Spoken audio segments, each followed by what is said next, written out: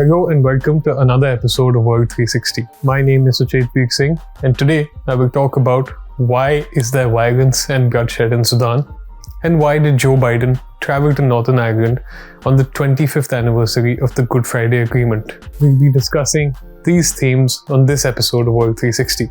But first, let's focus on the situation in Sudan. According to the latest reports, the death toll in the country has soared to nearly 185 as a result of fighting between two factions led by two powerful generals.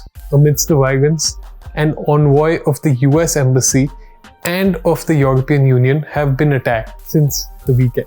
Further, an Indian citizen, Albert Augustine, also passed away as a stray bullet hit him in the capital city of Khartoum. While tensions between the Armed Forces Chief, General Abdel Fattah Burhan, and the head of the Rapid Support Forces paramilitary group, General Mohammed Hamdan Dagalo, have been brewing for months, they erupted into an unprecedented battle for control of the resource-rich African nation over the weekend.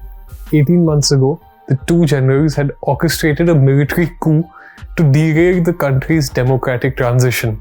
Under international and regional pressure, negotiations had been underway for a return to that democratic process and democratic transition that had been halted by the October 2021 coup led by these two generals. Now fast forward to December this year, the armed forces and the RSF, under the two generals, signed a preliminary deal with pro-democracy and civilian groups. But this internationally brokered agreement provided only broad outlines for this democratic transition. It left essential and thorny political issues unsettled. Central to these unsettled issues was a key dispute involving the integration of the RSF into the military, and also the decision on who would have ultimate control over the soldiers and arms and ammunition, whether it would be the RSF or the military.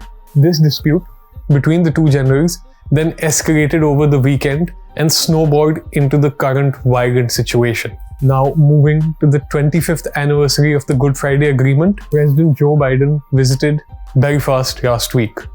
During the visit, he hailed the progress achieved through the Good Friday Agreement. President Biden said, "It's good to see Belfast, a city that's alive with commerce, art, and I'd argue inspiration. The dividends of peace are all around us." President Biden also announced the decision of a presidential delegation for the 25th anniversary of the Belfast Good Friday Agreement to be held in Northern Ireland between April 17th to 19th. The delegation will participate in the Agreement 25 conference hosted by Queen's University Belfast to mark the signing of the agreement and attend the anniversary dinner at Hillsborough Castle at the invitation of the UK government. Now, what is the Good Friday Agreement? The Good Friday Agreement, also known as the Belfast Agreement, was a political deal designed to bring an end to 30 years of conflict, violent conflict in Northern Ireland between the Unionists and Nationalists.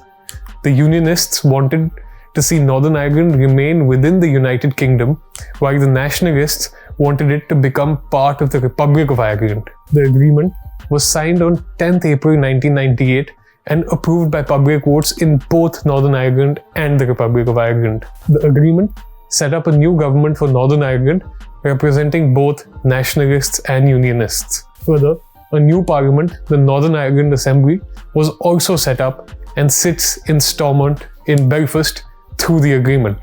That's all in this episode of World 360. We will be back next week with another one.